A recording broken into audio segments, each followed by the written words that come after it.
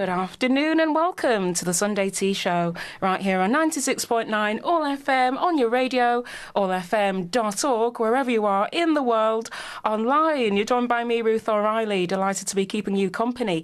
Here at ALLFM, they call us the real voice of Manchester. And my real voice of Manchester live in the studio today is the fantastic comedian, comic musician, creative chameleon, the Kevin McGeary. Welcome to the show, Kev. Great to have you here. Thanks for having me, Ruth. It's really good to have you on the show. We have never met in person, but we kind of met in a very unusual way, I suppose, which was through one of my other guests and on a new... Well, it's not new, really, is it, Substack? It's not really new. I think serendipitous is the word. I joined Substack in 2022 because it's nice to build up an audience from one's writing, but really I use it just to organise my own thoughts. Yes. And I put it out there, and if people like it and it helps connect with people, then that can hopefully lead to offline friendships. Well, you know, I think that Substack is a great social media platform now because it lets you go more in depth about what you're actually interested in, doesn't it? So someone called it OnlyFans for intellectuals. And that actually sums up what you do in a way, because we've got on one hand the Kev, which is your comedy persona, your comedy musician persona. It's my id. Ah, yes. And then we've got Kevin McGeary, which is your persona as a music teacher, a Chinese language tutor, and then so much more. Yeah. Yeah. So I have two ambitions in life. One is to be a creative artist, and one is to function in society. And often these two ambitions are in direct conflict with each other. Yeah. So but I enjoy the challenge of striking a balance. So I like having a day job. It's a cliche to say to a creative person who isn't very good, don't give up your day job. But I think that's good advice to give to any creative person, whether it's a singer, author, comedian, anyone. Yes, yeah. I mean, you are so inspiring. I feel like the Kev is the superhero to the Kevin McGeary's Clark Kent, maybe, in a way. Yeah. I think it's a tad obvious that we're the same person. But even Lois Lane wouldn't fall for it. So serendipity is the word, because everything that you're doing right now is not exactly stuff that you actually aspired to, is it? Well, so as a teenager at school, I would go... So just before the turn of the millennium, there was a series of books published in hardback with white hardcovers called Millennium Classics. And so books of famous novels, books of poetry from the past. And it was a very vague dream to have, but I just thought, wouldn't it be great to become one of those dead white men? If you take away the dead part. Just one of those people whose name echoes down the centuries. And I didn't have a clue how to actually go about it, but I studied literature and creative writing as I went through more higher education. And uni was an interesting time because, again, I was still wandering through libraries, still fantasizing about becoming one of those famous people whose name lasts forever. But this was the era of lads mags and WKD ads and teen gross out movies, and the whole what passed for wit in the dormitory was not what I aspired to. So you kind of aspired to be a bit of an Oscar Wilde type, yes. Maybe. But I generally kept my ideas to myself because I'm a huge fan of not getting beaten up. So I didn't tell those people what my actual taste in music was or how passionate I was about literature. Okay. But I know that you were really passionate about the idea of becoming a rock star as well on the other side of this, weren't you? Well, a musician. So again, as a teenager, I took up the guitar when I was 13 years old in 1997. My original guitar hero was Noel Gallagher. So I was in bands as a teenager. But as I got older, I went through the grades. And to get qualified as a guitar teacher, you have to play the classical guitar, and you have to get the highest grades in classical guitar. And the older you get, the more you know yourself, and the more you understand what's suitable for you. And I just kind of grew more attached to the classical guitar, and I went many years without even touching an electric guitar, because to be an electric guitarist you have to play in a band, and to play in a band you have to be surrounded by musicians, and musicians are often a pain in the often unpunctual, unreliable, so it's easier to just rely on yourself. But you wanted to be specifically a guitar teacher, did you? Well, if you play the classical guitar, it's about the only way you can monetize it. So okay. Okay. So that was a way of sealing that deal that you would actually get paid for that. But, so we've got two things here. We've got your aspiration to become an author. We've got your aspiration to teach guitar music. But then, where does the Chinese... Was it an aspiration to actually learn Chinese, speak Chinese? No, not at all. So I finished my creative writing masters in 2006. My thesis was a novelette called Beyond the Wings, and I tried to get it published, but the publishing industry isn't really interested in novelettes, because a book has to be at least 60,000 words to get it published. Look twice at it. And because I was only 22, it was quite callow and not good enough. I would have needed to spend probably 2 or 3 more years reworking it to get it up to standard, and I didn't have 2 or 3 years to burn. So my first job I got offered was in China in 2007. So the economy was about to go south here in the West. Okay. So, and the graduate job market wasn't particularly appealing, so I took a job teaching English in China. Right, okay. The first year I was teaching kids, and then the second year I was teaching at a university, and then after that I was teaching adults for a year, and then I finally got into another job. But teaching English in China is a real dog and pony show. You have to really be performing all the time, which didn't really suit my personality all that much. So in the evenings, so my colleagues were also in their 20s, and they would usually go out drinking and in the evenings, but I would stay home and obsessively learn the language. So within a year, I was fairly conversant in the language. Oh, wow. And this is Mandarin. Yeah. So to begin with, you were teaching English as a foreign language, which you don't really need to know the language for that, do you? Not really. Yeah. There would be a Chinese teaching assistant in the classroom. Yeah. Because I actually have a certificate in that as well. But I know that when you do that, it enriches the lesson so much more when you do have the background in the language that Absolutely. they are actually, that's their mother tongue as well. So all the different intonations and stuff like that. And the characters, more importantly, it's like how did you? So Mandarin's a lot. Mandarin only has 4 tones, whereas Cantonese has 9. So Mandarin is more accessible.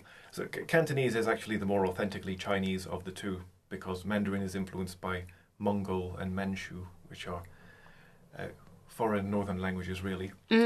But in the early 20th century, Mandarin became the official language, simply because it was a debate on national level, and the Mandarin side just had the stronger personalities and better politicians. Okay. History often turns on total flukes like that. Wow. And so I was fairly conversant within a year. So the second year, I lived in a small town in the heartlands of China. So in China, the wealth is mostly concentrated along the coasts, whereas in the hinterlands tend to be a lot more impoverished, and the economic miracle has passed a lot of these places by. So I lived in Hunan province, a city called Changde, teaching in a university. So every day you would meet people who had never seen a Westerner before. So again, also a bit of a dog and pony show. And the main form of entertainment was karaoke. So I would go out singing most evenings. And so I would learn new Mando pop songs, which is a great way of expanding your vocabulary. I learned the names of bird species from a Chinese pop song. Oh, wow. Okay. Because that's not the kind of thing that crops up in everyday conversation. So it's good to learn obscure vocabulary that way. Oh, that's incredible. So you were a good singer, or did you learn singing as you went along as well? Before I went to China, I wouldn't dare sing in public. Okay. So then it was really just a study method that got out of hand. But in late 2008, I started writing my own songs in Mandarin, because it brought together the creative writing with the learning this new language. Wow. Also music. I'd always been passionate about music. But by the time, I was only in that job for 1 year in the university, but by the end I'd written 25 Chinese songs, which it was actually a similar situation to finishing my MA in that, I had this body of work. I'd written this thing that I was really proud of, but I didn't have a clue as to how to even begin to sell it or promote it or build up an audience. But it sounds like you were getting good feedback when you were performing at the karaoke bars, and you had a track that went viral at one point as well, didn't you? That was many years later. Oh, okay. So, yeah. I got some positive feedback online and offline, but then if as a Caucasian, if you know how to order a meal in Mandarin, that they're bowled over by your linguistic skills. Okay. So that I didn't get the attention I wanted initially. So as a creative, you'll know you go for long stretches of not quite knowing where to go next. Yeah. Not knowing what's the best fit for yourself. So, but I kept writing songs. So in 2011, I started working at an English language newspaper in the south of China. Okay. So oh, wow. it was my way because English teachers in China, English teachers are the backbone of the expat community, but they're also kind of bottom of the heap in terms of status. So Really? Okay. Yeah, it was good to get out because it's quite a directionless, dead end career teaching English in China. So I landed a copy editing job, also just out of pure serendipity. I was in a coffee shop that I shouldn't have been in, and I saw it being advertised. Why shouldn't you have been in this coffee shop, Kevin? Because I was late for work. Okay. in a job that I hated. See, yeah. And in this newspaper, they had a section called People, and so on page 9 every Friday, they'd publish a feature called People, which was about an extraordinary local person. So not necessarily someone who's important or famous or rich, but just someone who had achieved something special. Like there was a story of a man who his marriage had gone south, and he was sort of bored and middle-aged, and one day he started dancing in the middle of the street, and impromptu he became a really popular local dance teacher. Oh, okay. So you took your inspiration from that? Teaching in the middle of the street. Well, there's a lot to be said about dancing for no reason in the middle of the street. Because the only people who think you're crazy are the ones who can't hear the music. It's like the Emperor's New Clothes, isn't it? There was the one about two disabled kids, and one of them carried the other to school on his back every day and back. So it's an inspiration about the poverty in the country and how people just get on with things no matter how poor they are.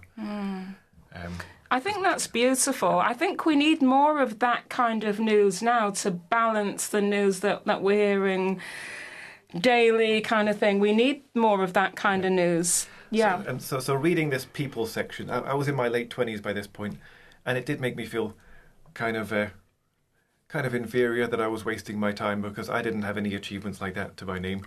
Okay. So, but then by the second year of this newspaper, I just stumbled upon the idea of musical comedy, and I thought this seems to tick all the boxes because it involves singing and creative writing. So making music and creative writing, my two favourite things on the planet. Also language study, my third favourite thing on the planet.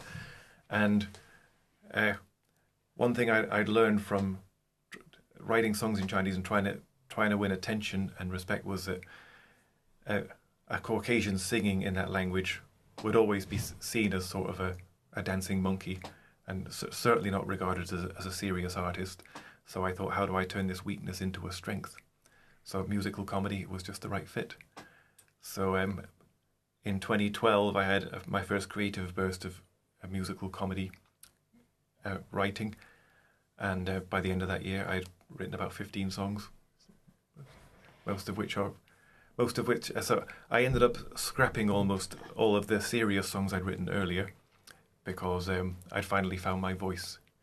Because as a creative, it's a bit like being a teenager, in that when you're a teenager, you tend to go through phases. Maybe one phase of being a goth, another phase of being a hippie, another phase of being a musher, where you're trying on other people's personalities to see what's the right fit.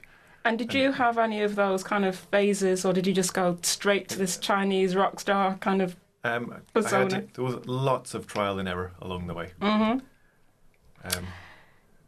What was your first song? Do you remember? Do you actually remember what your first song that you wrote in Chinese was?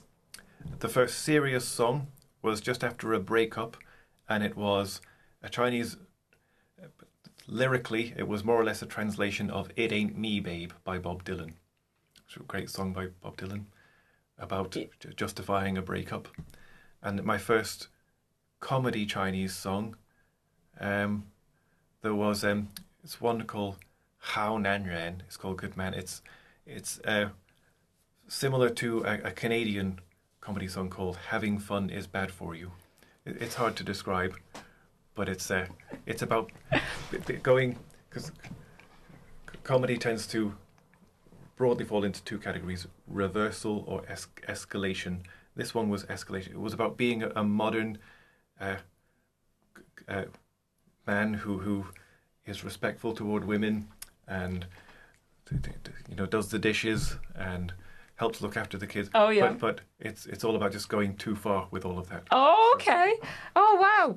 So I mean, it sounds like you're someone that will easily take a risk. I mean, your first risk was to travel halfway across the world to China just in the name of a job. Well, another great line for a Bob Dylan song is, "When you got nothing to lose." Oh, okay. Oh, wow. Like a Rolling Stone. But what was it like for you deciding that not only are you going to be writing these songs, but you will perform them publicly? Did it help that you were doing the karaoke first? Did that yes, very much so. Because I'm someone who constantly seeks validation. I don't think I could take the Emily Dickinson route, which is just to write things and not care that much about building an audience. Okay, yeah. Because famously, she barely got published or noticed at all in her own lifetime. After she died, her poems were discovered, and now she's one of the most famous authors in history. Or Franz Kafka, the novelist from the early 20th century, he asked his friend to burn all his manuscripts. Unfortunately for the world of literature, his friend ignored this request, and so Kafka never got published in his own lifetime and is now one of the most highly regarded authors of the 20th century. But I need because comedians tend to have the mixture of low self-esteem, but also being enough of a head case to get up on stage and risk everything. So I need my favourite part of the process is the actual creativity, the jotting down ideas, brainstorming ideas, bringing it together. But the performing is necessary for me because I like seeing people's real life reactions, evoking emotions. Oh yeah, well I think you have a head start on that because it's going to evoke this strong emotion in people when they know this white guy is going to sing comedy songs in Chinese. It's like before you even open your mouth, there's a bit of what that goes on, so you get a free head start with that, don't you? Very much so. You have brought for us two of your tracks. So we're going to play I'm Nobody. Do you want to tell us a bit about this before we play it? So a few things about it. It's the last Chinese song I wrote. It's called Wang Qian Zhou. So I'm Nobody. The English title comes from a poem by Emily Dickinson. Ah, okay. Nobody, which is a celebration of being obscure. The Chinese title means moving forward, as in advancing in society.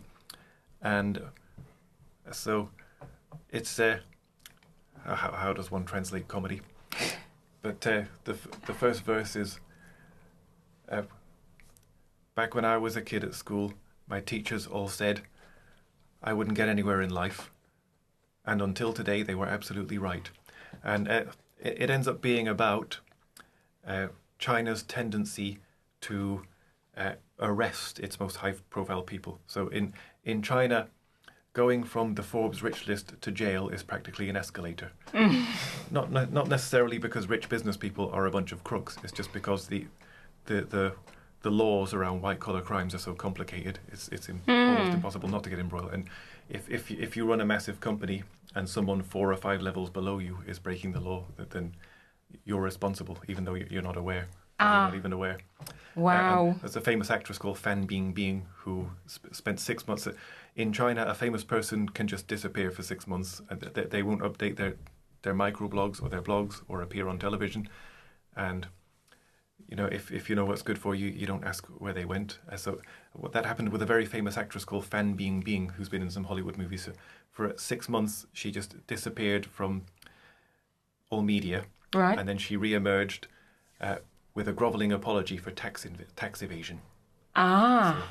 So the song is about being successful by not being successful. And the last verse of... So the last line of every chorus is 我是个小人物. I'm a nobody, as in a low status person. 随时可以黄嘟嘟. So to explain what 黄嘟嘟 means, every hotel room in China has a sign saying no 黄嘟嘟, 3 things that are forbidden in that hotel room.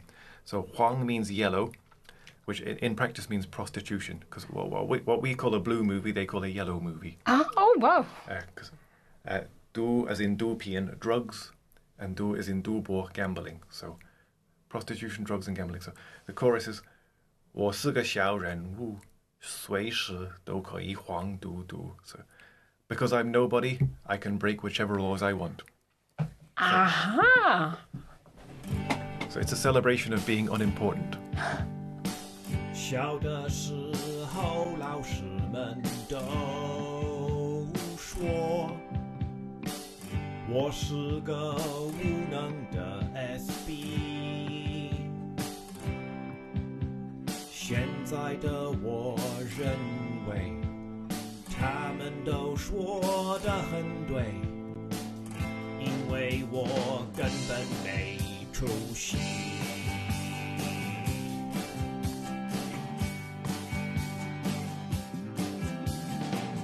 曾经一位老智者告诉了我的智商特别不高，但是这样其实都是一件好事，因为一无所有最好。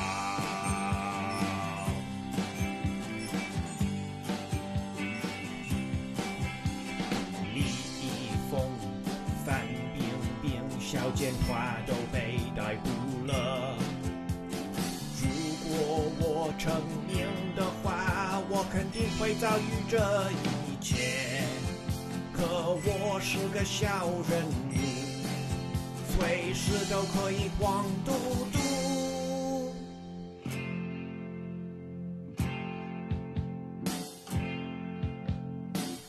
女人们不想做我的爱人，说我又穷又无聊，他们不懂是因为在现代的社会，最成功的人会坐牢。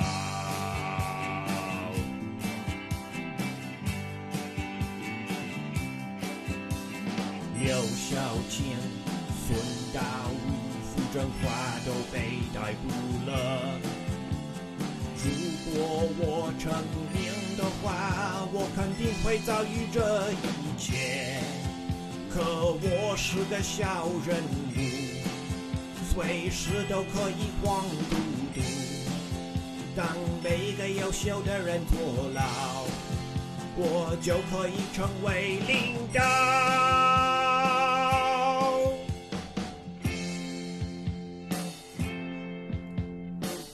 大家说我应该成熟点，成为放怒车奴海奴，目前更好徘徊在人生的路口，以后才要往前走。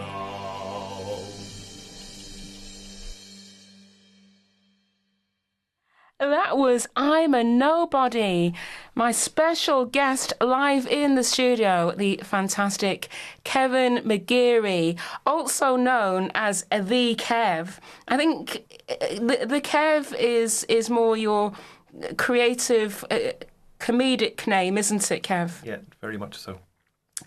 And we've just heard I'm a Nobody, which you explained to us what that was about. I was just like literally fascinated to kind of hear you speak in Chinese for one thing. I mean, it just rolls off your tongue these days, doesn't it? It's probably been in decline a lot over the past few years because I haven't been in China in 7 years. On a day-to-day basis, I don't talk to that many Chinese people, but I used to converse very effortlessly. I'm not sure I would anymore. Gosh, but it sounds like you've learned enough to keep writing and performing songs. Yes, but I mostly perform in English now. You mostly perform in English. Yeah. But this is where it actually began for you with these Chinese songs. And the reason that I'm putting you live on Substack is because we met on Substack recently. I was just asking you about how many albums you actually have done, and you'd said it was it 4 that you've done? Yeah, so Facebook recently informed me that it was 6 years to the day that I tentatively got involved with Manchester's open mic scene. So just late spring, early summer 2019, I started performing open mics in Manchester. And then I set an album launch for April 2020, which didn't materialise in the end because of COVID. But I was going to launch an English album and a Chinese album that night. And so there were 18 months or so in 2020 and 21 where I couldn't perform anywhere because of the bars were closed. The bars were closed. So I wrote another English album under lockdown. A few more. So I finished my final Chinese album in 2022. So and I've finished 4 English albums since 2020. So TMI-tastic. TMI is in too much information. Okay, yeah. TMI-tastic. Abusive X, where the cover is just an X full of swear words. And We Need to Talk About the Kev. A bit of a lazy title. And album 4 is called You Can't Say Anything These Days. And of course, the lyrical content of the album tests that theory. I think You Can't Say Anything These Days is the one that I've heard a little bit of. Was that the one where you were almost doing a prayer in a sense, and then it goes kind of like from kind of classical to kind of very random? Yeah, I think you might be thinking One Question. Yes. That was just back in 2012. That was just my mate was drunkenly talking about if he could ask God one question, what it would be, and that was very much a song inspired by drunk talk. Wow. So, Kevin, what was your very first performance like? I mean, we've already established that you are pretty fearless. Is the Kev the fearless one? Is that what it is? I don't think it's. I'm always a bag of nerves beforehand, but it's better to be fearful than be cocky. That's what I think. As soon as you get complacent, that's when it starts going wrong. Because as soon as you think you've got the keys to comedy and you know how it all works, that's when you'll be tripped up. Yeah. You'll be proven wrong. So my first time performing Chinese songs is at Christmas 2008. Well, of course, the Chinese don't call it Christmas, but the end of the year 2008. I was working at a university and also being rented out to a local school to tutor there. And at the end of the year performance, I was asked to perform Chinese songs at both of them. And they were both Mando pop songs that were popular at the time. So that's when I got that. So those were massive audiences. So big halls full of people, and I was just bitten by the bug. I thought I really liked this. So as I mentioned earlier, that's when I started writing songs, and by the time I built up a big body of work, I would just go out busking. And of course, busking in China. As a white person in China, if you could bend down to tie your shoelaces, and you would draw a crowd. Really? They've never seen a Okay. foreigner before. Well, that was when you were out there in the provinces, wasn't it? Yeah. Okay. And then in 2012, when I finally discovered musical comedy as being the right niche for me, I would play open mics. So I would perform in English and Chinese. And sometimes I would get invited to perform. And they wouldn't be in massive venues, but it was always really heartening to bring the house down. Yeah, I mean, so one of the things that I was saying to you is, I think that my perception of the average Chinese person is that something like an open mic night may be too much freestyling in a way. It's not enough kind of preparation and getting things in order. So Yeah. what was that kind of process like? Are they quite relaxed in those situations? It reminds me of an old Eisenhower quote: plans are worthless. Planning is everything. Okay. Because obviously he masterminded D-Day. So as soon as you're in the heat of battle, the plans go out the window. You still need to have plans, if that makes sense. Yeah. So there's just I think they also appreciate the balance of scripted and improvisational. Right. Okay. Because when I perform a formal set, I script everything down to the last detail, but there will always be unexpected things, like annoying hecklers that you have to just sort of lean into, because you can't get too annoyed by it because it's beyond your control. And if you want to be a professional, you've got to learn how to deal with this type of thing. But I would say they embrace it, because comedy is a universal language in the sense that the way jokes work from language to language they're structurally the same. They're like stories. They need a setup and a payoff. Yeah. And the humour I use ranges from slapstick to being really subtle. So Okay. I mean, humour varies dramatically from country to country, doesn't it? Yeah. In a sense. Yeah. Even from town to town. I mean, I'll often interview a comedian and they'll say to me that Liverpool was so much different to Manchester. Yeah. So China to UK, what are those differences like? Well, when you consider the size of China, obviously there's vast, a lot of regional differences. So I just I like to arrive a good few hours early to the set, or if it's an open mic, not too early. Okay. But I don't like to be the first one to go on, because I just like to read the atmosphere, the environment. Like because at open mics, some people bring their mothers along with them, so that if that happens, then I won't perform the really racy stuff. And if it's if the crowd looks like they really won't dig my style of comedy, I'll just play pop covers instead. So an open mic in Manchester. But when at my actual gigs that I organise, the people have gone there to hear something bawdy, so the handbrake is off on that particular occasion. I always do ask people about reading the room, and it sounds like as if it's a really important part. Was that more so in China than the UK, though, do you think? Yes, well, in China, I would err on the side of caution, because I was in an alien culture. Yeah. But if I one of the most universal things that has been written in the English language in the past half century is the lyrics of ABBA. And they didn't speak English as a first language. True, yeah. I think that's why their lyrics are so accessible, because their vocabulary is just slightly more limited than a native English speaker. And so it's so accessible, so universal, something that even a child can appreciate and enjoy. Everyone from a child to a pensioner. So it sounds like you have actually not only created this sense of you're performing in Chinese from English, but you're also kind of doing levels of entertainment. You're kind of like thinking of it in different levels as well. Yeah. Well, people wouldn't necessarily think it to hear my output, but I am a people pleaser. So really? I like to be liked. Okay. Because some performers don't care, like maybe Ricky Gervais. People like that deliberately take up really contrarian opinions. That's true. They roll with it. Yeah. I tend to not delve that much into, say, culture war issues. Like I have a parody song called The Great British Indie Song, which is in a minor key, and it's a spoof of the songs of, say, Radiohead or Coldplay. Okay. There's a line that goes, They say, Kev, your songs need political insight, but be vague enough not to left or right. Show everyone how brave you are by saying mean things about corporate power. But don't insult Carling, they sponsor gigs.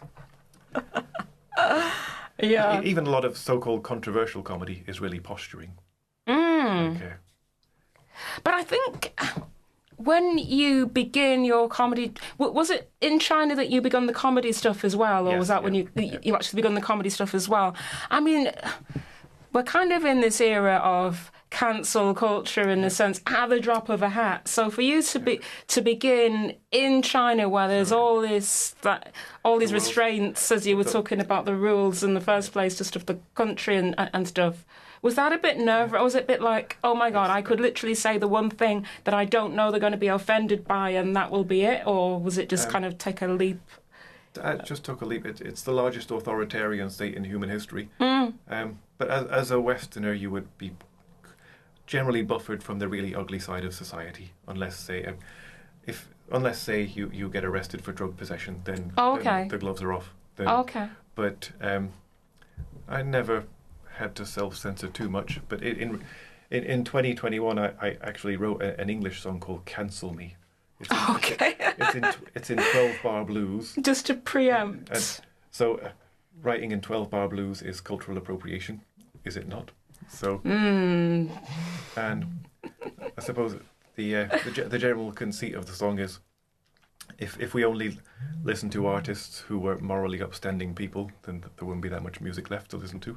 Yeah, no, that's true. And of course, everyone's a sinner. Everyone's done something immoral in their lives.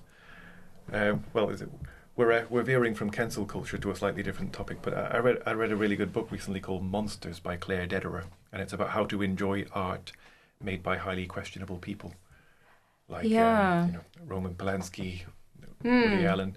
It's interesting. It really deals with the nuances really well. But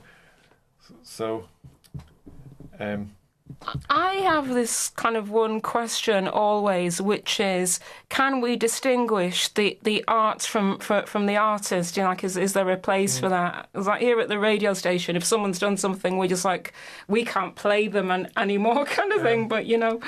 It depends on a lot. Well, if it's,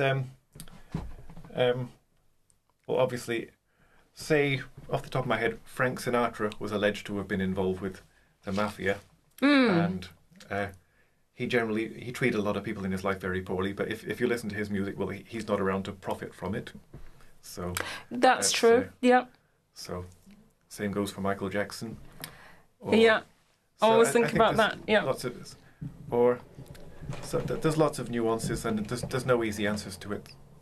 That's for certain. But sadly, to become a famous film director or comedian, you probably have to climb a particularly greasy pole, and you probably have to be quite sharp-elbowed. So you're going to step on a few toes along the way. So I don't expect my artists to be paragons of saintly virtue. So I actually don't care all that much if an artist I admire turns out to be a bad person. Okay, that is kind of controversial as well. But that kind of means that you're really leaning into their art and almost as well. Yes, separating it. You know, it's kind of like the way we're saying the Kev is the comedian and Kevin McGeary is the tutor and all the other things. It's kind of almost creating the space for the art and the artistic persona to be its own thing, isn't it? Well, another way of looking at it is if a nursing home caught fire and the film director Michael Bay happened to be walking past and he rushed in and saved the lives of a bunch of sweet old ladies, it wouldn't change the fact that his films are terrible. So when a good filmmaker does a terrible thing, it doesn't really change the fact that their films are good. So. And you actually did study film, didn't you, before all this as well? So does that mean that film is your first love, in a sense? Film and literature. At uni I studied film and literature. Okay. So, I'm a huge obsessive of classic Hollywood. Ah, the Golden Age Hollywood. I've never been on a film set myself. right. It's just not the direction I happen to have gone in. A guy who I knew at school and at uni has recently won a BAFTA as a TV director. Oh, wow. So, Okay. good for him. But we've gone in very different directions. No regrets either way. So, but I just like making art, and art's in many ways a collaborative project. Yeah. But film sets are probably not quite for me because I like to be in control of the process. Ah, okay. Film sets, there are just so many wheels spinning that it's... Yeah. Lights, camera, action, yeah. Films don't really have one author, because you have the screenwriter who writes the script, the producer who pulls the strings to get it paid for. The director is the main creative lead. But good directors make bad films all the time because there's just so many things that could go wrong. It's true. So when you said the song Wang Qianzhou, which I recorded at home, sounded really professional. Yeah. Because when I use freelance musicians, I just get them off Fiverr. So I'll say, can you record Oh, yeah, a that's track a for big this? gig. For this? Yeah. Because I find when it comes to working with musicians, the less of a personal relationship you have with them, the easier it is to be productive. Yeah. Because No, that's true. Because on the music scene, even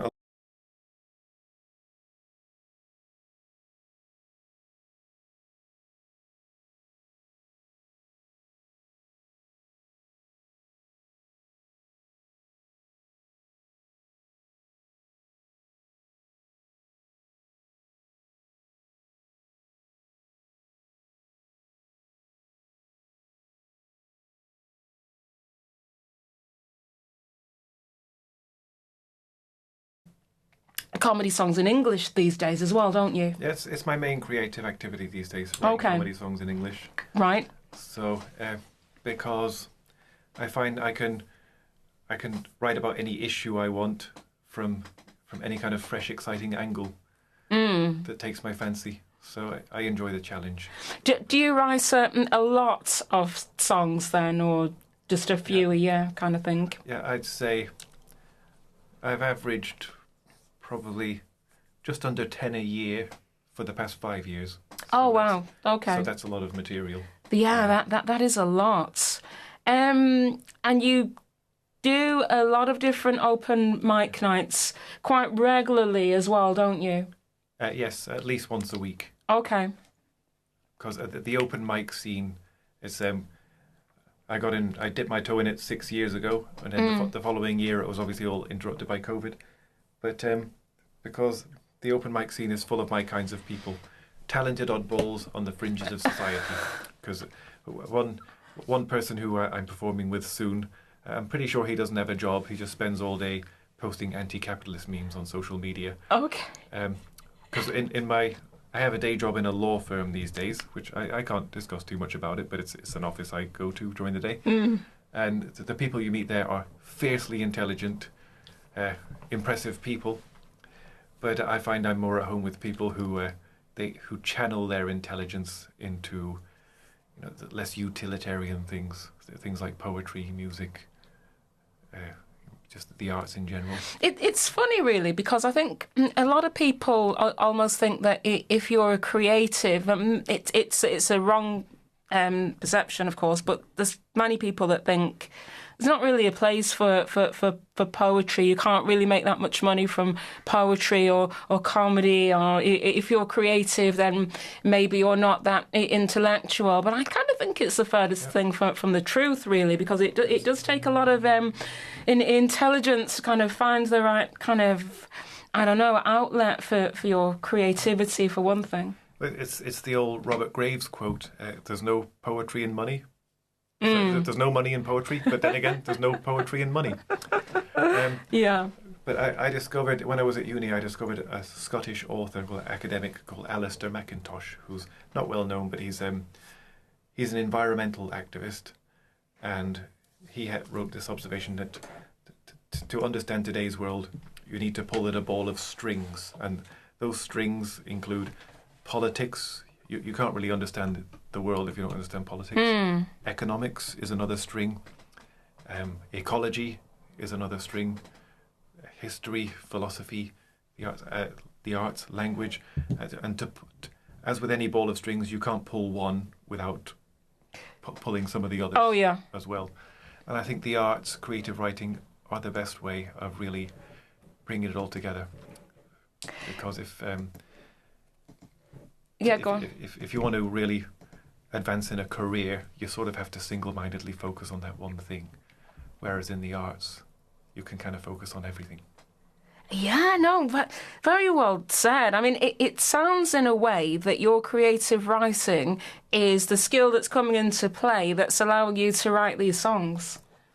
Yeah, I'd say it's my main passion in life. That's why I don't always market myself as a comedian, because I perform comedy, but we all know people. You'll know someone who could just be on the phone ordering a pizza and be funny. Yeah, that's true. Everyone knows someone like that. Peter Kay is like that, aside from the fact that he's a professional comedian. But I've never been like that. I've always been a naturally pretty earnest person who has just stumbled into comedy. Because as we get, which again is, I call this serendipity, I guess you'll remember the first time that you really realised that you were making someone laugh, like really laugh. I think you probably still remember that, won't you? Yeah. And that was it. That was like, okay, this is something that I'm going to explore a bit more. Yeah, because it's a craft. Like if you study creative writing, you'll study story structure, the 3-act structure, the force of antagonism. A story is only as strong as its force of antagonism. Jaws wouldn't have been as good as it was if it had been about a little bull shark. So, 50 years old yesterday, in fact. Oh, yeah. Imagine that. Where does the time go? And comedy works the same way. There are techniques you can use. There are, and of course, it's all well and good to understand it intellectually, but it's like mastering a musical instrument. It has to become instinctive over time. So, the study of comedy, the craft of comedy, it's quite a dry subject. It's like music theory. Music is obviously an interesting subject, but music theory is really dry. Sharps and flats, and time signatures, and comedy is the same. It's funny that you put it in that way, because to me, I always wonder, is there an actual formula to comedy? As I interview many different comedians now, I think one of the questions that I always ask is, some of them say that they've gone on comedy courses, and then I always ask, can comedy be learnt, or is it just you are funny or you are not? Because like you're yes. Irish. Yes and no. And Irish people have that humour kind of inbuilt. I'm half Irish, and I know that the humour well, but so you've almost got that advantage of it's kind of a very humorous culture by default. But do you think that you can learn comedy, or you've got to be born with it? I think you can definitely learn it, but some people have a huge head start, because there are people like Peter Kay, or from my parents' generation, there was an Irish comedian called Brendan Grace. And not sure. Yeah. His humour, he appeared on Father Ted. Oh yeah. He was just one of those people who was just born to be funny. Okay. His humour was really universal. You could perform it at weddings, christenings, stuff like that. But even if you're a naturally funny person, it's still a craft, and there are techniques. And stand-up comedy, I don't think it's effortless for anybody. Very few people succeed at the first attempt, and it's a 15-year process. 15 years. Obviously, not everyone who takes on the challenge will become a good comedian, but it's a craft, and you have to go through an apprenticeship, not a formal one. But you have to get up on stage, you have to make lots of mistakes and get it wrong, and develop a very thick skin, but also have the resilience to know to what extent the audience is the problem and to what extent you're the problem. That's interesting. Some audiences are just jerks and they won't like anything that you put in front of them. It's almost like they've made up their mind, isn't it? They're just like, they're not going to like anything. But I think the fact that you have got your guitar, in a sense, that's almost like your partner in crime with this. You could be up there on your own, but you've got the guitar, and you're sure to get someone's attention to know what you're potentially going to be singing. Yeah. Yeah. So, but most people, because I'm still an unknown, most people who see me perform don't know what to expect. Oh, okay. And I quite like it that way. Yeah. But I also need to keep something in there for the people who are expecting things. So I tweak the lyrics all the time. I add new things, I take things out. The between song chit chat is something that I always try to keep fresh and insightful and up to date. So that's a bit of improv in a sense, isn't it? Kind of reading the room. Do you get a bit of audience participation going on then, where you'll like sing a song about an audience member or something like that? No, I think it's a bit cruel. Okay, yeah. It's very popular in stand-up these days to talk to members of the audience and chat with them, and it's not for me. I wouldn't like it if that were done to me as an audience member. Yeah, yeah. But it also kind of means that you're confident in what you're doing yourself, because I kind of think that sometimes the comedian is almost leaning on the audience because they're drying up, if that makes sense, kind of drying up of their own stuff. So it's like, oh, let me see what I can get out here then. It's a bit of that, isn't there? But yeah. You sound like you're very self-sufficient in everything that you do. Yeah. But it's from studying a particular technique to being able to pull it off in the heat of the moment is a lot of trial and error along the way. Have you ever done a comedy course then, an actual comedy course? No, but there are some good ones. So in Manchester, the most popular comedy venue is probably the Frog and Bucket in Northern Quarter. Yes. So on Monday nights they have Beat the Frog, which is just absolutely medieval. Have you been there? No. I've met someone that managed to beat the Frog. Yeah, Ahmed. I don't know if you ever heard of him. It's a huge day in any comedian's life. Every Tuesday, isn't it? That happens. Monday. Oh, is it Monday? Okay. But they have a comedy course. But novice comedians are strongly advised against trying to beat the Frog, because it's you need to be quite experienced. Yeah. Have you had a go at Beat the Frog yet yourself? No, I just don't agree with the whole setup. Yeah. Because I think it's anti-creative. I think it's mean-spirited. Yeah, no, For those comedians, it's probably worth it professionally, because it proves to themselves that they can last 5 minutes with a really hostile audience. And so if you can beat the Frog, then you're at a certain level. Okay. It's mental resilience more than anything, isn't it, as well? It's probably the equivalent for a gymnast being able to triple somersault. If you can triple somersault, then you're definitely not a bad gymnast.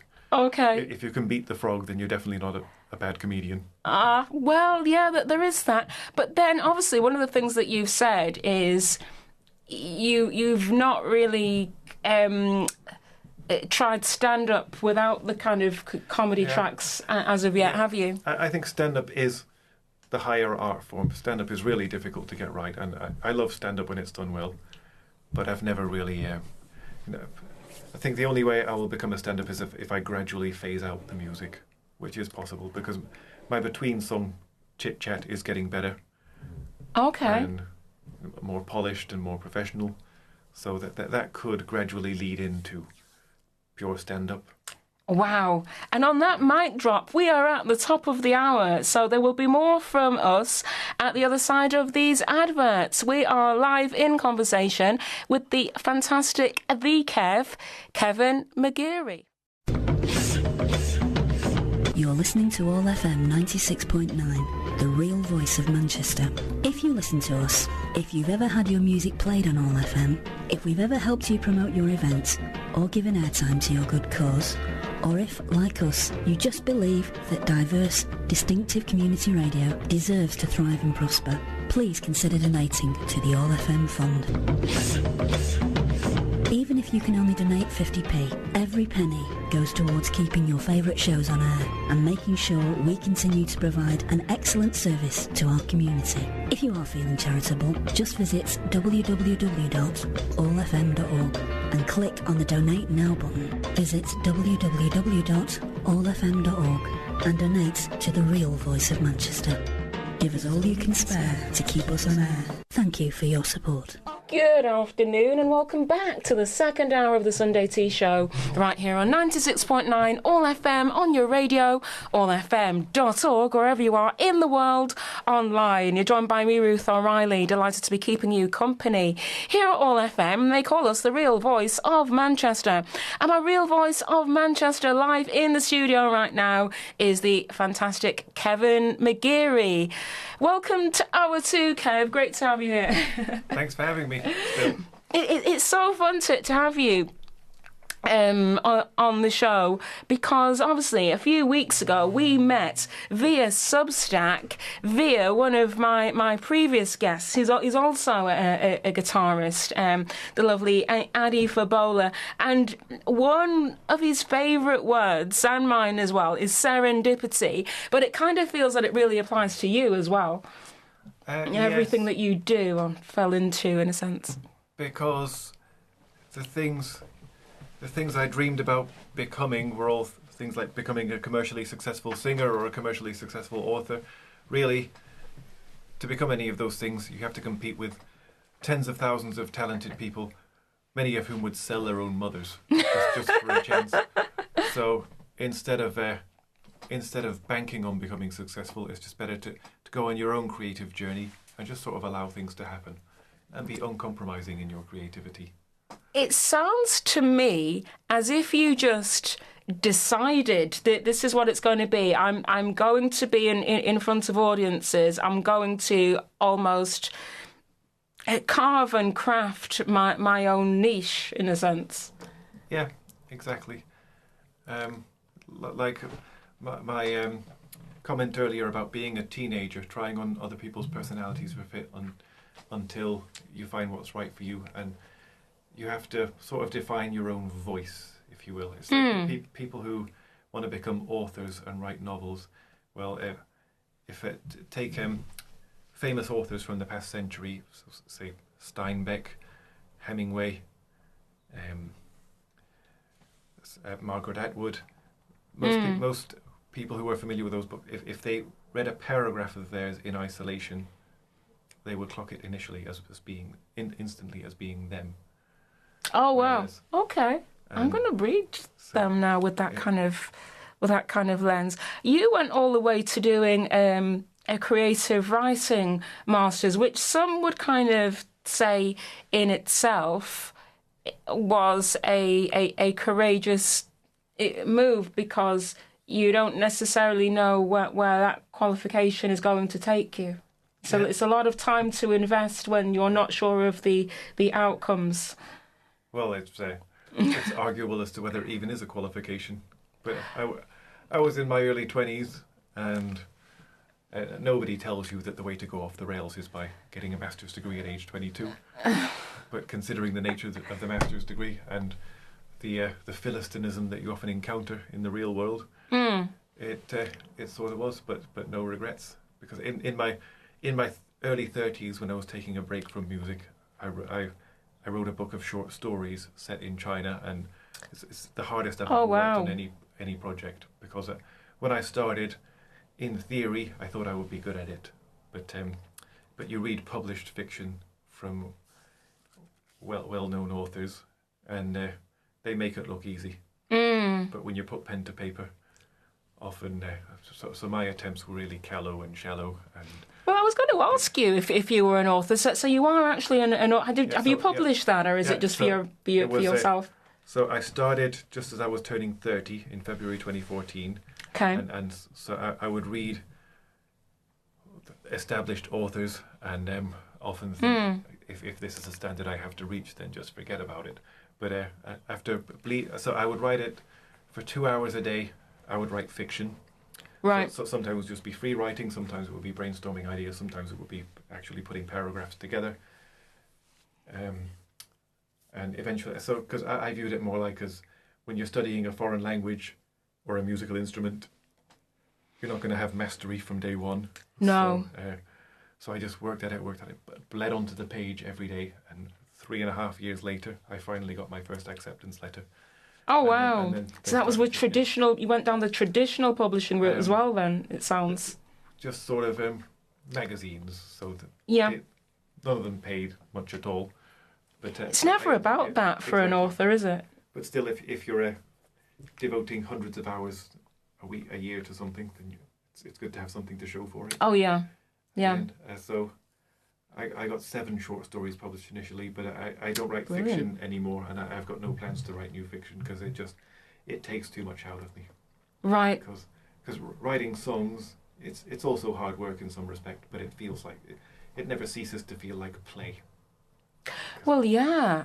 I mean, but I actually think, well, what I was kind of getting at with this creative writing master's course that you did, it very much sounds like that became the backbone for everything that followed it, because it kind of gave you a sense of playing around with structures and telling stories, and then you've just kind of almost transported that to different ways of being now. I'd say so, because literature is it's a rebellious art form historically. So Percy Bysshe Shelley has a really famous poem called Ozymandias, which sort of satirizes power and hubris, whereas there's a really great line in Middlemarch by George Eliot about how the world, the people who make the world go round are unglamorous people who commit unhistoric acts and lay in unvisited tombs at the end of it all. Yeah. And I've found, and my master's degree thesis was actually called Beyond the Wings, and it came from a line in a poem by Adrienne Rich about how we pay attention to things that are ostensibly important, like politics and sport and celebrity culture, but what often gets ignored is what's going on beyond the wings of the stage. So Yes. beyond the wings of the stage. So I find that the theme I always go back to is just unimportant people on the fringes of society, and how they're quietly making history. Yeah. So I don't write that much about presidents or prime ministers or CEOs. It's like that article that you first found in the coffee shop, wasn't it? That was just about a regular guy dancing in the street. No one really knew him, but then he did this. I think if someone's having a bad day and someone does something out of the ordinary just a little bit, it's almost making you a bit heroic, isn't it? It's almost making that person a bit heroic in that moment. Yeah. So again, when I was selling door-to-door in America, so one of my university summers, I did a door-to-door sales job in America. And one of the things they trained us to was just random acts of kindness. So, for example, giving directions, helping people across the street. Oh, yeah. Just to be a net positive for society. Yeah. Every comedian that I interview, when I ask them why do they really want to be a comedian, they always kind of say that it's to make people feel better or to make them laugh, or it's genuinely seems to be about making other people feel that little bit better in this mundane world. Yeah, it takes fear away.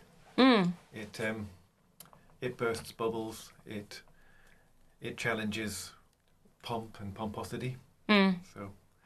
So it's up my street in that regard. Yeah.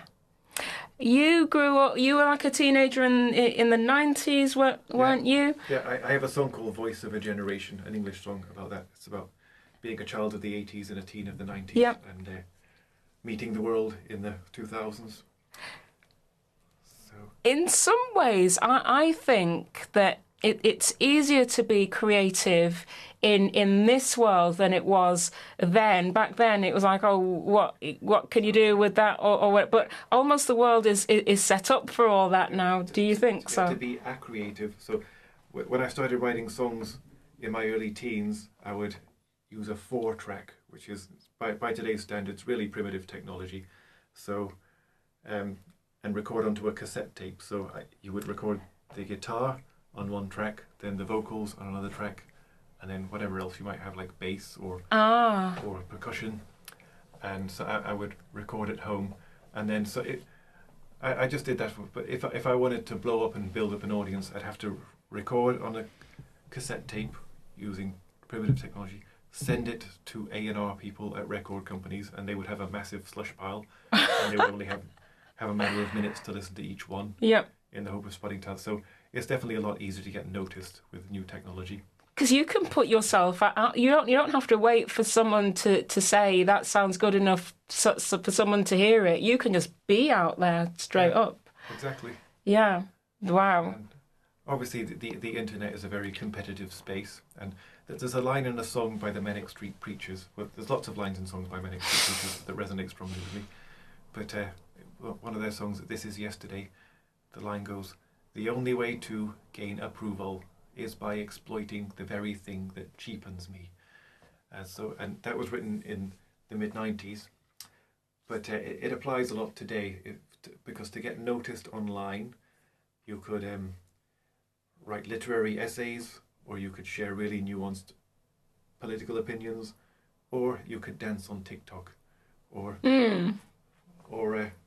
sell nudes on OnlyFans, and the things that cheapen you tend to be the ones that sell well. I always kind of feel that you could write something very intellectual, very kind of highbrow, nothing, write something that is very kind of off the cuff, trivial, everything. So do you kind of feel that you had to dumb down in a way, or are you being very sneakily intellectual and making people think that it's all kind of trivia? Well, I try not to dumb down, but the reason why, because when I was 20, my hero was James Joyce. Okay. I don't really want to be James Joyce, because to read Ulysses, or especially Finnegan's Wake, you have to be a very literate person. Whereas I like to write things that even a barroom bore could enjoy. But also intellectuals could also enjoy. Because that is some skill. Because there are layers. Wow, that is some skill. Now, I've been hearing you talking about kind of on the fringe, and it's made me think, is that where the term Edinburgh Fringe has actually come from? I love to get comedians on at this time of year, because it's great to kind of get inside the comedic mind of sorts of people that are planning to perform at Edinburgh or Manchester. You've not performed at Edinburgh yet, have you? Have you performed at Manchester yet? Manchester Fringe? I've performed in Manchester, but not on the Fringe. Yeah. Edinburgh Fringe, I'm going to go there next year. I'm not going to push myself too hard to build up an audience, because obviously it's mind-bogglingly competitive. But I want to go and see what it's like, and then gradually, the more I understand about it, the more I'll be able to understand how I can fit in, or where I can find a niche. I think that if you can become a performer in China the way that you have, both in the city and in the provinces, you can perform anywhere, can't you? But nothing to worry about. Does it seem a bit nerve-wracking to you then to potentially go to Edinburgh? Not nerve-wracking, but it's going to cost money to go there and to stay there. And yeah, it does. That's true. It could very well be soul destroying, because it's not really a question of ability to write good comedy or perform it well. It's just you're nobody compared to really well established comedians also perform there. Well, you've nailed that already, because you've got your song ready to go, don't you, about being a nobody of sorts, so you've got that. Exactly. But I think you are somebody. I mean, you've done a lot now already, and you regularly perform at the Old Monkey, at the Old Pint Pot as well, and I'm sure there was another venue as well, but I can't think. The Thirsty Scholar recently. Yes, that's changed venues. It's now called O'Connell's, but now that open mic is at the Grosvenor. The Grosvenor, yes. I was there this past Tuesday. Brilliant. Gorgeous venue. It's a really nice venue. I'd say this past Tuesday was a pretty bad evening at the office, just because I'd gone on after a bunch of stand-up comedians. Right. Just as I was taking the stage, a lot of people went out for a smoke, and a lot of people had their back to me and were just chatting to each other and barely noticed me. So that happens. Okay. It's through no fault of one's own. But that has two levels, doesn't it? So the musicians play on one side and the comedian. Now you're bang in the middle of both musicians. At the Thirsty Scholar late last year, I would play the music downstairs and the comedy upstairs. Yeah. So different sets. but they've changed it at the Grosvenor, and now they just have everything on the same stage. Oh, okay. Okay, so it's well, that kind of helps for you then, I suppose. I had Tuesday Tony in when it was just launching at the new venue because it had been at Thursday Scholar for so long, and it was changing and stuff. And he was saying that now it's kind of opening it up to more genres and more acts in a sense than it was previously. Yeah. But you got to find the venues that work best for you. I mean, is that important for your kind of acts? Does it kind of work better in certain environments? So the Old Monkey, they all have different strengths and weaknesses. The Old Monkey, for months in a row, it seems every time I went there, I just really had the luck of the draw with raucous audiences who were really digging it. Okay. Everything went my way. Even established comedians have bad nights. Oh yeah. So you got to take the rough with the smooth. Exactly. And you're at this kind of between in your creativity, but you did say that you would like to do some more stand up, some pure. Yeah, so, I really admire it as an art form, but I'm not quite sure it's the right fit for me. Okay. Because a lot of stand up comedians really look down their nose at musical comedy. Ah, okay. Yeah. Right. Is it kind of like the warm-up act? Yeah. Do they think it's the warm-up act? They think of it as prop comedy. Right. I think musical comedy is a really hard sell in most circumstances because it's not... Well, musical comedy can't really be background music because you need to really pay attention to the lyrics. But it's also... It's really clunky when it comes to comedy because most comedy open mics are 5 minutes maximum. So as a musician, if you're given a 5 minutes maximum to perform, realistically, it's only one song. One song, yeah. So. Yeah. But I would think that you are at an advantage that you can kind of you're really lending their ears, aren't you? Because they've got to stick with you and listen in a way. It's not like a one line. One song will have lots of one-liners in it, won't it, really, kind of? Yeah. Yeah, and, just like a story has to have a 3-act structure where the protagonists, the crises facing the protagonist increase in intensity over the course of a story. Comedy has to work in a similar way. In that you have to keep ramping it up. Oh, okay. So it's all well and good to start with a bang, but you have to keep it flowing. I think that in the past decade, to me, comedy's become more difficult because people are more willing to... People love to be offended, don't they? More so. Yeah. I mean, have you found... Like you were talking about the loaded mag days and stuff like that. All that kind of stuff is kind of... It's not that it's gone, but it's kind of it's changed. The world's kind of changed, and you've got to kind of be more sensitive in everything than before, like say 90s, 2000s. Well, like I mentioned earlier, we all know people who are just naturally funny people, and we also all know people who they say things that anyone else would get a smack in the mouth for saying, but because they just have a certain personality or a certain aura, that they just get away with it. Yeah. And I think a lot of comedians are like that. Because I write about every sensitive issue and every boundary imaginable. So religion, the culture wars, the feminism, just everything that is a contentious issue today, I write about it. But, if you can make people laugh, then they won't get angry. No, that's very true. Very true. As long as you take on fresh angles. Yes. I find a good yardstick is the extent to which you are the butt of the joke. Oh, okay. Because if you're joking about a minority group, the question is, are you punching down? Ultimately, if the comedian themselves is the one who's being laughed at, then it works. Because in the 1960s there was a sitcom character called Alf Garnett.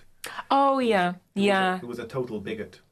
But the joke was not the minority groups, that he was bigoted towards. The joke was him and his bigotry. Was that Love Thy Neighbour? Yes. Yeah. Something like that. Yeah, so what people were laughing at was not. The stupidity of his mindset. I get that. Yeah. So we've got another one of your tracks, which is "Hope It Might Be So." Is this one of your new ones? So I also write non-comedy songs. So during COVID, when there weren't any other options, I wrote love songs because there were no other ways of making romantic gestures because you couldn't take them to a restaurant or anything. Yeah. So this was "Hope It Might Be So" was the last song I wrote in 2020. It's about belief in the afterlife. Oh wow! Hope It Might Be So. Great topic for that. And so 2 years later, I wrote the Chinese version of the same song. So not an exact translation, but the same sentiments. And that's the one that went viral the following year. Oh wow! So let's hear this.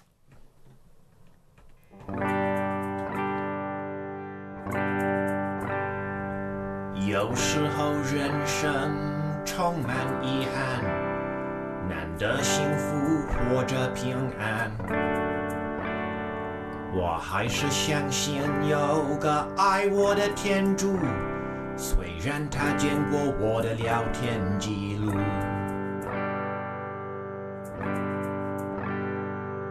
有人说人生没有任何意义，我们终于归于大地，可是我还是免不了相信一切会变好。我希望会这样，我希望会这样。当我们离开这个世界，我们会在天堂见。每个我们想念的人会出现在眼前。宇宙会把爱当通用的语言，我们永远活在阳光下的美丽家园。这一辈子有很多难忘的相遇，有让我悔恨的结局。我期待见到那些不变的笑脸，一如当年。我相信是这样，我相信是这样。当我们离开这个世界，我们会在天堂见。每个我们想念的人会出现在眼前，宇宙会把爱当通用的语言，我们永远活在阳光下的美丽家园。我知道是这样，我知道是这样。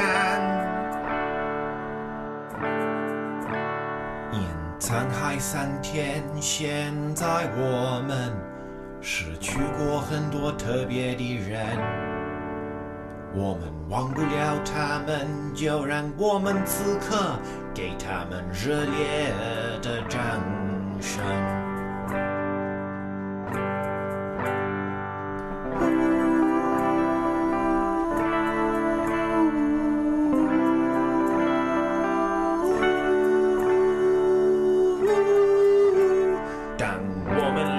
这个世界我们会在天堂见，每个我们想念的人会出现在眼前，宇宙会把爱当通用的语言，我们永远活在阳光下的美丽家园。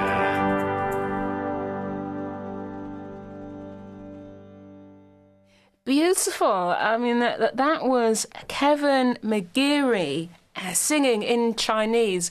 When I hear you singing that, I guess to my untrained ear, I wouldn't have known that was an Irish white guy that has lived in England a long time, I wouldn't have known that. I mean, what do they think in China about how you sing? Do they think that you've got your pronunciation on point? Can they hear you and understand you?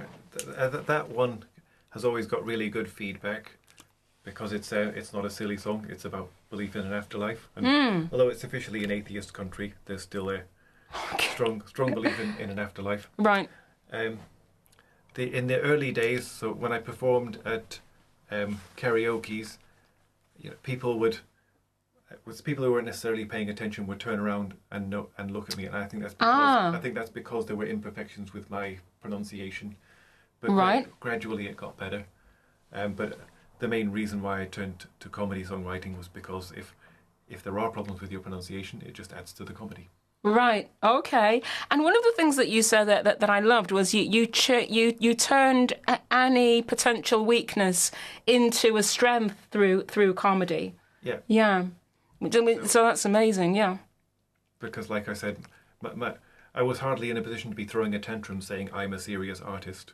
So let's make the best of being an unserious artist and being seen that way. But I think if someone gets to know you as a comedian, but then you say that you also like to explore the kind of more serious side of life, I think it kind of creates that curiosity. Oh, let's see what the serious stuff is. Does that happen a lot for you? Yeah. Yeah. Because a good songwriter is a good songwriter. Yeah. And if they're capable of writing good musical comedy, it means they're capable of writing good music that isn't comedy. A lot of people that start off as kind of authors or potential authors like what you did, they never really envision that they're going to become such a massive performer. I mean, was that kind of the case for you? Yeah, because you've it's like disco music. You don't analyse it, you dance to it. Okay. That's interesting. So I would just because there's what we want to be and there's what we actually are. So if I could have a genie grant me any set of abilities, it would probably be to be a novelist who wrote novels that were bestsellers but also award-winning, and then were later turned into Oscar-winning films, which I also had writing credits for, and also make millions. But you've got to play the hand you've been dealt.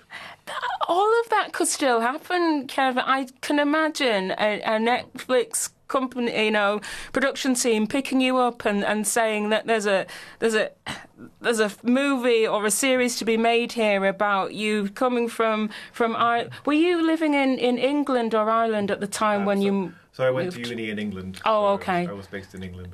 So you went from England there. Okay. But it's a case of a watched phone never rings. It would be nice to get discovered, but it's like in LA you don't really have waiters or waitresses. You have actors who haven't been discovered yet. Yes. But the more badly you want it, the less it will probably happen, because it's just so mind-bogglingly competitive. That you are making a lot of your own work here, though, and it looks you definitely are. You are no stranger to ALLFM either, because you have actually been here a couple of times now as part of the Dragon's Voice show, haven't you? Which is so Dragon's Voice is run by the local Chinese community, and they have several shows a year. The last one was about Qingmingjie, which is a tomb sweeping festival. So it's a day in which the Chinese honour dead ancestors. So similar to the Mexican the Day of the Dead. Okay. Day of the Dead. So the Chinese equivalent of that. And I'm back here in a couple of weeks for their discussion about Chinese Valentine's Day, which is coming up the 7th month. Oh, wow. In their calendar. Right. So I'm looking forward to that. And so in Chinese New Year, they held an event where I sang a couple of songs in Chinese, and the Lord Mayor was present. Wow. Not to be mistaken with the actual mayor. I know, because it is confusing, but it's more regalia around this Lord Mayor, isn't there? The idea behind it is that politics is a bare-knuckle fist fight, and you can't really get into it without getting quite dirty. whereas the Lord Mayor is a very dignified role. So I think it's appropriate that they don't be a politician, that they're someone they're held above it all. Because in most European countries, the head of state is a sort of non-politician. So in England, it's the king. In Ireland, they have a president, but the president doesn't vote on legislation, doesn't introduce legislation, doesn't make decisions related to, say, going to war or increasing or decreasing immigration, that sort of thing. And I think it's a good idea. So, and most European countries, so I think Spain, Norway, Belgium, Holland, they have monarchies, but their monarchs aren't actually the leaders of the country. And in Germany and Italy, they have presidents, but again, the president has a role similar to the King of England. So I like the idea of having a Lord Mayor who isn't responsible for fixing potholes. Or he's doing all the meaningful stuff and the peaceful stuff. I saw him in January, actually, at a talk that we went to about, it was in remembrance of Auschwitz. So he's doing all the great work bringing different communities together. But I actually saw that you were presented with a very prestigious looking medal or something from the Lord Mayor as well. It's just for my involvement with Dragon's Voice. Okay. Which the Chinese communities around the world are largely seen as what they call a model minority, which might be a quite condescending title. But the earliest, the Chinese who emigrated to America in the 19th century were generally treated very badly, especially during the Gold Rush. And there was the Chinese Exclusion Act. But generally, I think most people in Britain have never really had a problem with the Chinese community. No, and we have like amazing community within the Chinatown. Do you often spend time in Manchester's Chinatown? I mean, I'm not sure. I live in town, so Chinatown's just a walking distance from home. Oh, okay. And there's lots of great restaurants there. There's karaoke joints, so I go to Chinatown quite a bit. Do you ever feel that the kind of urge, in a sense, to just speak Mandarin? Do you go and do a bit of that, or do you mainly speak in English these days? I don't get that many opportunities to speak in Mandarin. Okay. On the Meetup app, the app that people use to be. I run the Mandarin Club, which is based in Manchester. So monthly, I host a China book club where every month we just sit and discuss a book that's about China. Oh, wow, whether okay. it's a novel set in China or a factual book about China. And we had a few things over the years. I used to give free Chinese lessons on there. And there's lots of... I've run karaoke nights on it. And we could have cooking classes, but they wouldn't be taught by me. Right. And, do you get involved in that, though, kind of Chinese cooking? Did you used to do a bit of that? The Confucius Institute, which is they're based at Manchester University, that they have Chinese lessons, but they also have China-related events like film screenings. So their work is quite similar to mine, and there's some overlap. Oh wow! So you got this medal, and the medal was for your work with the Dragon's Voice, and you've also got your Mandarin language learning channel as well, don't you? So it's not just the meetups. You actually do it remotely. So at Monday Mandarin. I used to upload every Monday, but then other commitments got in the way. Just a Chinese lesson online from beginner to intermediate to advanced. Okay. And then I changed it from weekly to monthly, and now I think I'm just going to upload when I've got a really good idea. Well, what are these lessons like? I mean, is there a certain way? Because we were talking about the fact that a lot of what you were doing was before Duolingo-style language learning. So how do you actually I used to structure these? So when I was learning Chinese in the first couple of years, I would just carry a dictionary with me everywhere I went. Ah, okay. So, Chinese dictionaries are quite complicated to use because they're in the character, aren't they? Yes. So the way to look a word up takes ages. But now we can just Google translate it, I suppose. But Yes. there's nothing like getting the kind of the language lesson from an actual person that's learnt it. Yeah. You said that you learnt Chinese in a year. Was it 6 months? I'd say I was conversant within a year, far from being fluent. Okay. But I could express anything I wanted to express within a year. My reading and writing were pretty good after a year, so I'd say it took probably at the end of the second year I could read most things. I couldn't quite read a newspaper yet because newspapers contain a lot of obscure vocabulary, and also, in English newspaper headlines they'll sometimes leave out a preposition or a punctuation mark. So Chinese headlines can be really confusing. So sometimes you have to read the first couple of paragraphs to get a better understanding of the headline. You read from, is it right? Modern Chinese is all left to right. Yeah, left to right, Same as English, but really formal. So if you go to say a temple, it will be right to left and top to bottom. Yeah. Or, like poems with calligraphy will be written the traditional way, right from top to bottom, right to left. But business documents, say contracts, newspapers, boring stuff like that will all be left to right. Wow. In the same way as a Western language. How many characters are there? I mean, we've got 26 in our alphabet, but it's different the way it's structured with them, isn't it? There's not a specific number. There could be up to, say, 20,000, probably more. But I'd say, wow. There's 2,000 really commonly used ones. Right. And so one character is one syllable, and most words are 2 syllables. Okay. So, yes, I see that. Yeah. And one of the reasons why it's so difficult, because if you're learning English, you might know what the word up means, and you might know what the word tight means, but the word uptight is a whole new word. Yeah. And Chinese has lots of things like that. So. And it's the intonations as well, isn't it? Everything's got like about 3 different intonations. The intonate is 4. So, for example, the syllable ma, ma. So ma is mother, ma is horse. So you want to get those way different. Ma is spicy. So ma la spicy. Ma with no intonation at all. It's something that you put at the end of a sentence to make it a question. Okay. So, for example, 你是英国人, you are British, means you are British. 你是英国人吗 means are you British.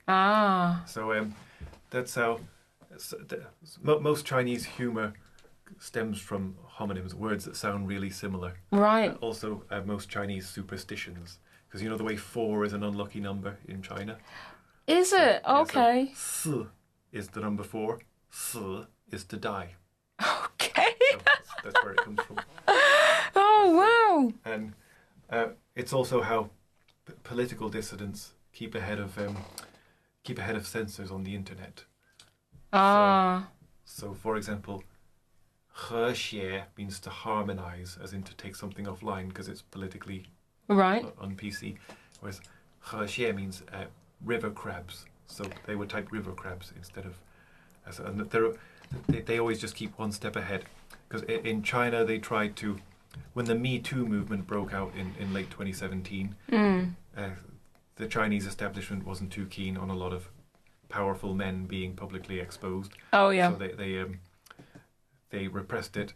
But so last I checked, on the Chinese internet, the way to say Me Too is with an emoji of a bowl of rice and an emoji of a rabbit, because me means me fan is rice and tuzi is rabbit. So rice rabbit is Me Too. Oh wow.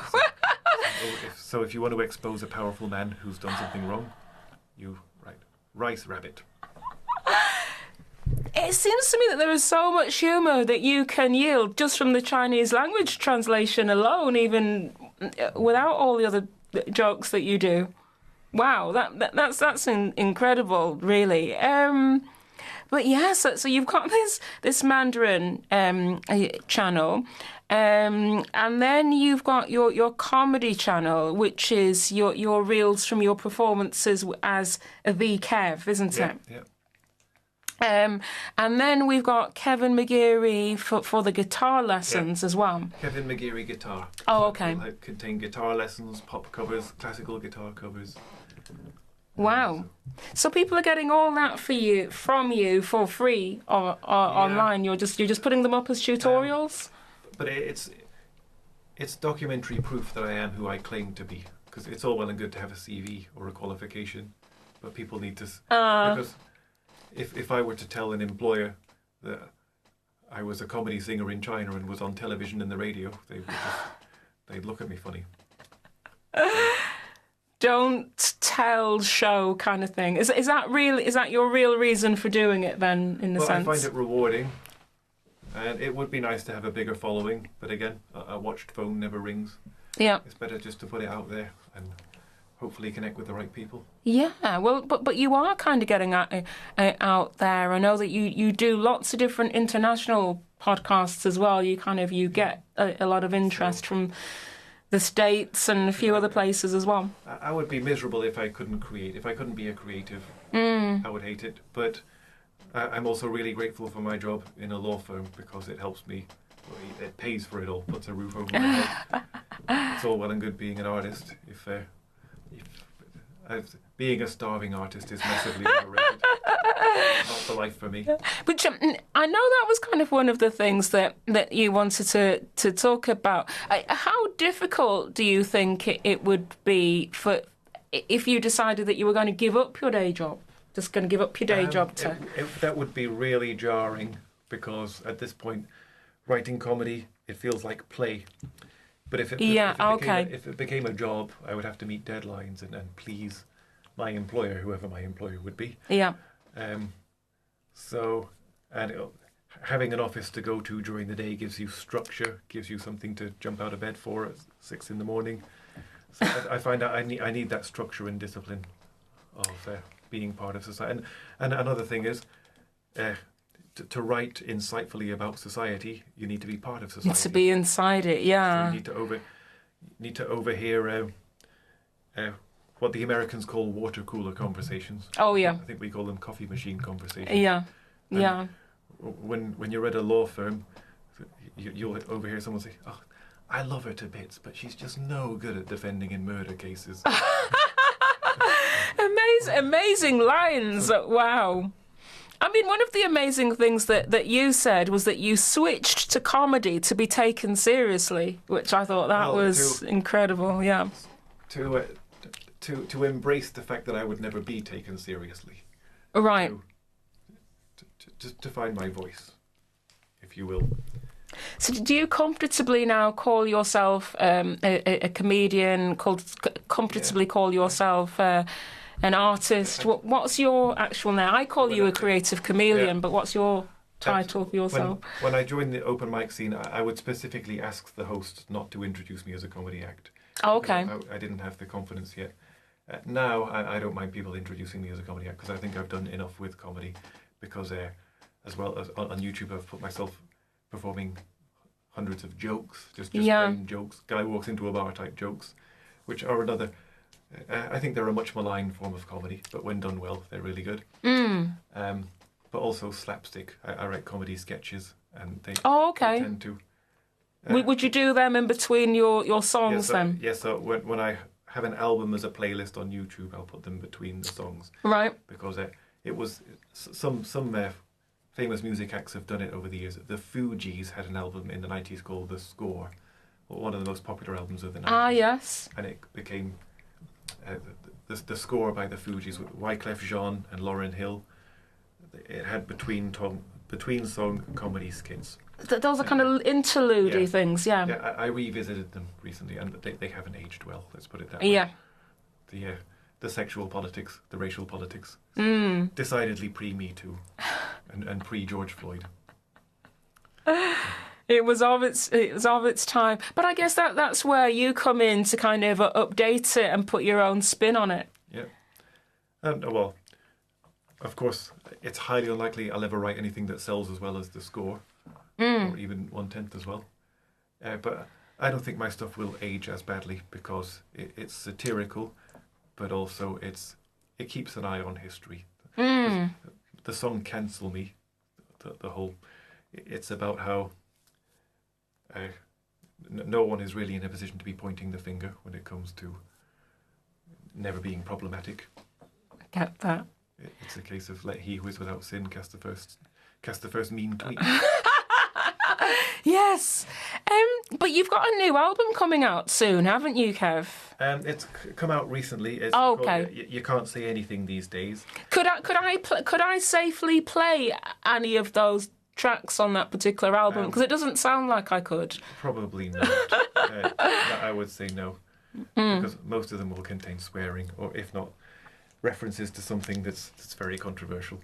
But also, it's done in a way. It never punches down, and it never. It never mocks the powerless. One thing that I always ask comedians, I know you don't officially call yourself a comedian, but one of the things that I always ask is swearing something that's just kind of like just thrown in to almost get a cheap laugh, or do you use your swearing kind of, I don't know, strategically? I'd say I use it strategically because there is eloquence to swearing. Because swearing, if you compare swearing to slapstick, so in slapstick, if someone slips on a banana peel, well, it depends on a lot of factors as to whether it's funny. If it's a